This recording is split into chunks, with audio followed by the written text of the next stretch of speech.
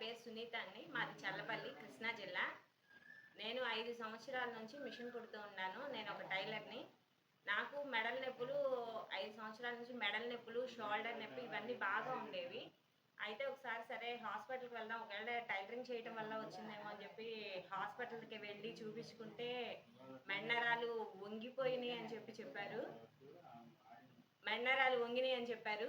ఆ మెడ సరే ఇక్కడ ఇదే చెప్పారు. మెడిసిన్ ఇచ్చారని చెప్పి మళ్ళీ వేరే డాక్టర్ దగ్గరికెళ్ళాను. అక్కడ కూడా అలాగే చెప్పారు. అరిగిపోయినాయి అని చెప్పారు.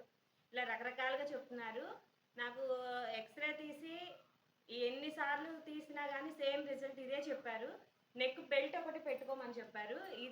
ఇది ఉన్నన్నాళ్ళు పెట్టుకోవాల్సిందే అని చెప్పారు. ఎన్ని మెడిసిన్ వాడినా అనేది నాకు తగ్గలేదు. నాకసలు ఏమి చాలా ఇబ్బందిగా ఉంది. నా లైఫ్ అంతా ఇంతేనా అని చాలా బాధగా అనిపిచ్చేది.